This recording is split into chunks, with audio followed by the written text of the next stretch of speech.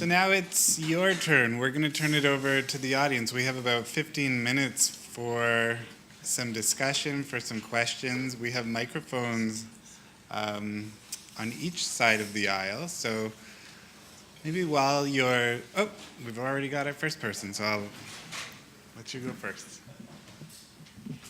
Hello. Thank you for everybody for your presentation. But my name is Damon. I run a group on Facebook specifically about PrEP. And Dr. Nath, I have to tell you that I had some issues with the language that you were using. I want to challenge the idea that condomless intimacy with multiple partners is equivalent to low literacy.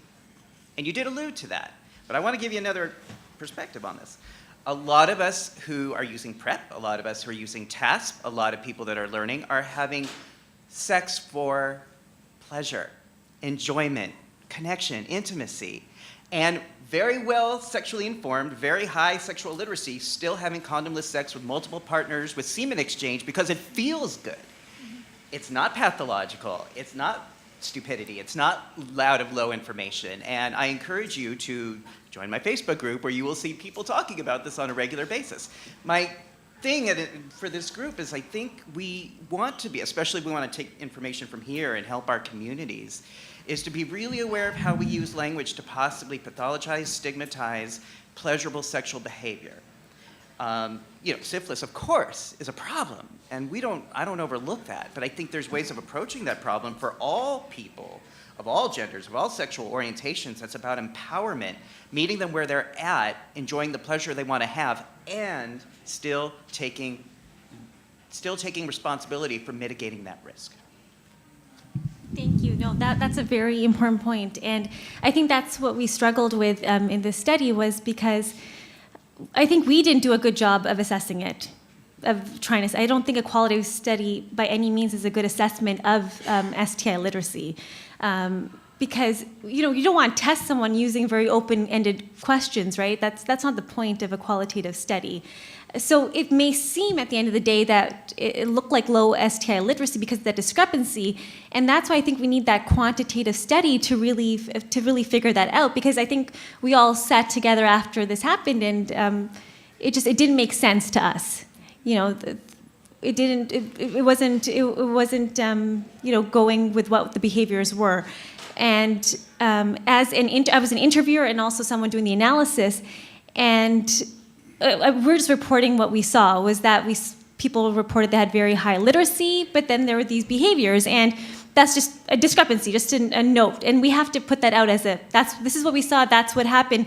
But that could be the story. It could be totally true that people are extremely knowledgeable, but are having sex, and that's true. That could be completely true, and that can exist in this population.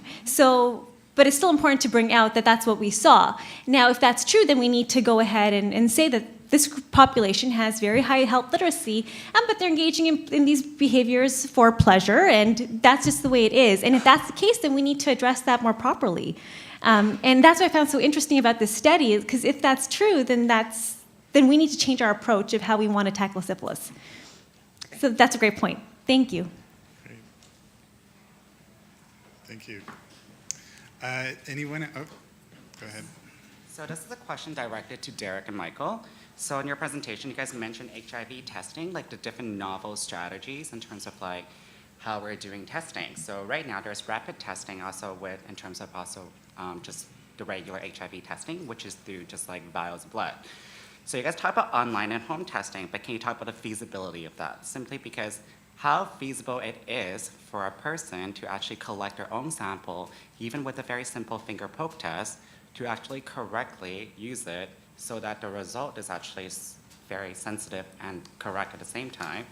Because I feel like ultimately in doing so, with all these incorrect results, it can likely lead to a reducing in cost effectiveness of the healthcare system, because people who's wrongly diagnosed can result in severe, like just going to the doctor, like seeking medical attention just for basically no reason. What do you guys think about that?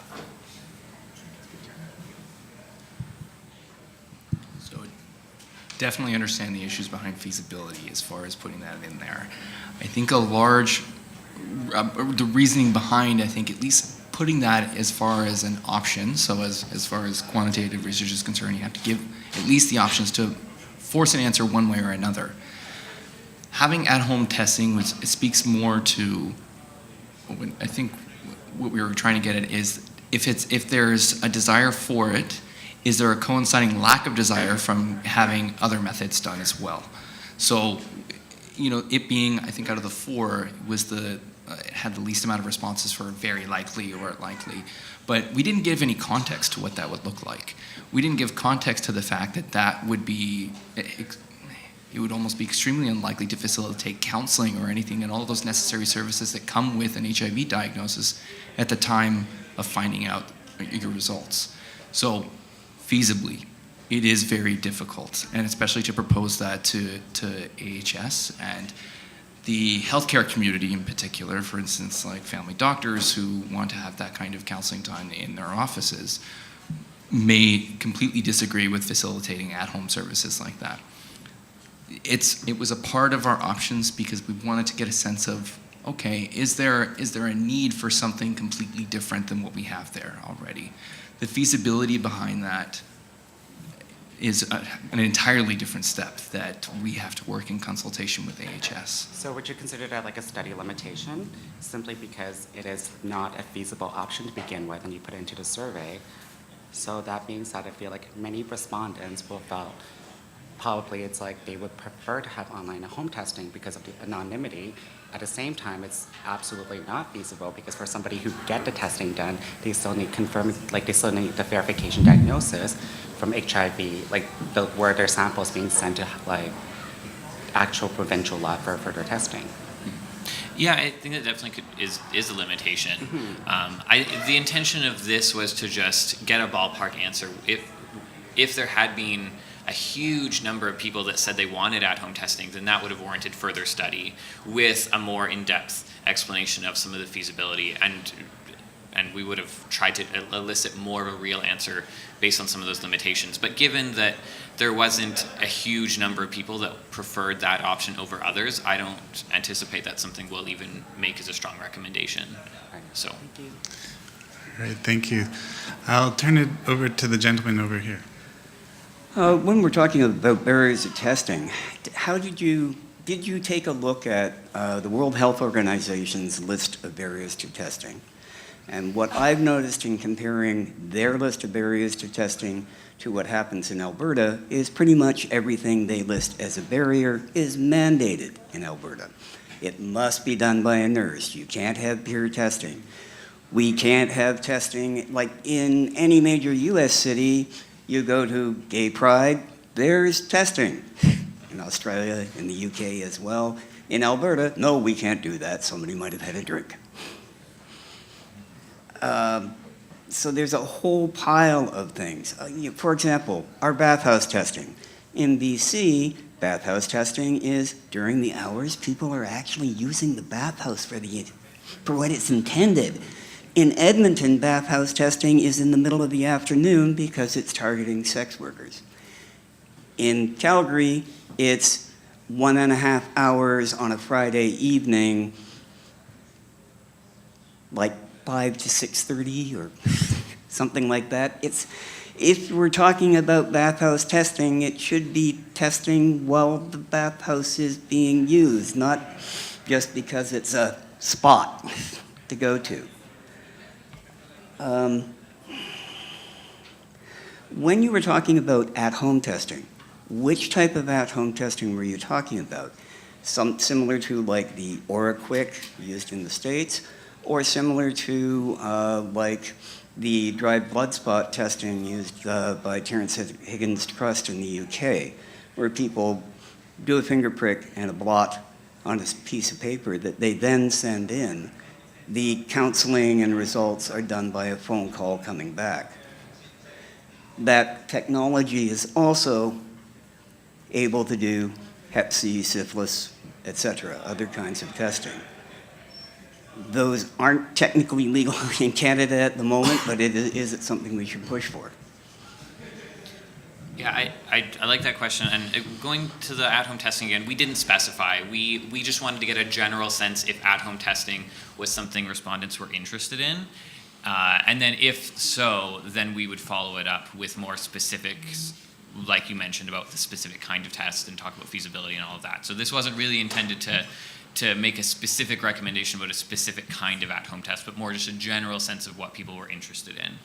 As far as the World Health Organizations, I wasn't familiar with those specifically, but working with Alberta Health Services, they realized that they were following all of these guidelines of what they should be doing, and hadn't done any real consultation with the community. And so by engaging us, they wanted to get to some of those things because they knew that what they were currently doing was not working and that there were significant gaps. And regardless, and they were aware that there are some legal challenges around at-home testing and some systematic things with paying people to work on weekends and things like that. But they were interested in finding out if there was interest, and if so, then the next step would be tackling some of those systemic issues regarding funding, legality, et cetera, et cetera. And so that's going to be some of the next steps, is using this community responses to look at what systemic things need to start changing. All right, thanks. So in the spirit of finishing on time and giving equitable time to our people posing questions, I'll turn it over here. We might have time for one more after that. Okay, thanks so much, Darrell Tin from St. Michael's Hospital in Toronto. Thanks to the whole panel. I really enjoyed all of the talks. David, awesome work. The work you guys are doing at Edmonton, Michael and Derek, sounds great with the public health outreach. Fantastic. My question is also for Ronita, though. I also found it's a huge problem. We need new strategies to address it, and I think some of the insights that you guys are looking into could be helpful. I had three kind of reactions that I can remember as you were presenting, and I think there's an underlying theme to them.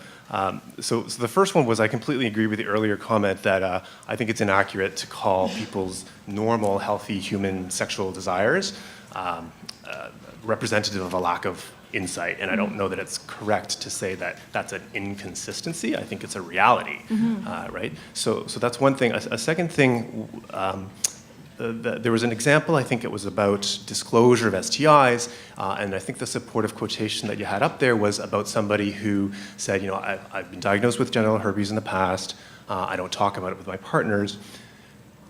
As a clinician myself, I would problematize whether that's something that we need to encourage every single person to disclose to their partners. It's not realistic, probably. 80% of the Canadian adult population has herpes type 1, 20% has herpes type 2. Very few people don't have either.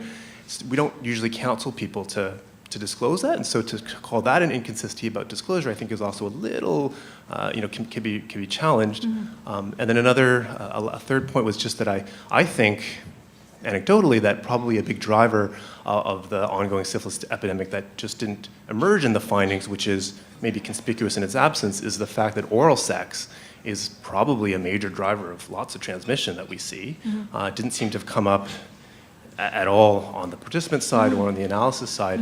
So I guess, those are just three observations, and you're welcome to respond to them, but I think the overarching comment would just be that in the same way that I agree that there's some inconsistencies in what maybe sometimes people say they do and think they do and they actually do, in much the same way, I think that there's a lot of inconsistencies in how we as clinicians and public health people and researchers think about and try to message what we think should be done. And that's part of the problem in itself, is that we don't all agree necessarily, and we give out conflicting messages as a result. Yeah, thank you, Gerald. No, those are valid points, definitely. Regarding the herpes disclosure, so the participant said, honesty was really important to him, and he would have wanted to know about stuff like that, whether people he had sex with had anything. And he brought that out, well, I guess I haven't been entirely honest. So that was the point, that some of these participants expected complete honesty from their partners about everyone's STI status, but some of them weren't, because maybe there's no reason to talk about herpes. If it's properly controlled, he doesn't feel the need to, but he wanted his partners also. It's part of a longer narrative where he said, well, yeah, I would want to know if someone else had herpes. I would want to know everything because you should be as open as you can about it. But for some reason he felt he didn't need to be as completely open. So I think it was just that tension that we saw a lot of, that they expected everything from their partners, but for some reason, and it might be completely, right for them to not want to disclose their own part. So it was just surprising in the analysis that we came across a lot of that. And I think we need to figure more of that out in the quantitative side. Yes, oral sex didn't come up a lot. Many engaged in it, but it wasn't something, surprisingly, that we found in the analysis. We asked a lot about it, but it was more about anal sex that came up. Sorry, was there another point that you... Yes, inconsistencies. Yes, so I think because we can't really make a point, I think, in this study about the drivers of syphilis at the end of the day. I think that was one of my conclusions, is we can't really say anything, because how do you say something when you get these narratives? Like, they're saying they're very knowledgeable of sexual health. That might be true. They're engaging in these behaviors. Can I make anything out of it? Probably not at this point. I think that's why we need to do the quantitative study. Then we can really, really figure it out. And the point of doing the qualitative study beforehand is because we really didn't know what kind of questions to ask. We were really kind of swimming in the dark because we had some ideas based on other literature, but we really didn't know what to ask. And now we know that health literacy might be a question we want to ask about, to really figure out if that might not be an inconsistency, it might be the way it is. And I think that was the point of doing the qualitative study, is to get good questions to the quantitative survey, so we can really figure out what's happening here. So at the end of the day, I don't think we figured out anything about the drivers of syphilis because of these narratives. And it just provided us more questions at the end of the day to ask. Thank you.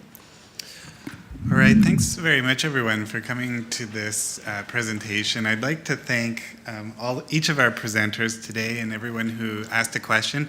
I'd also like to invite you, if you didn't get a chance to ask a question, come up. I'm sure they're a friendly bunch and they'll be happy to talk to you. So thank you.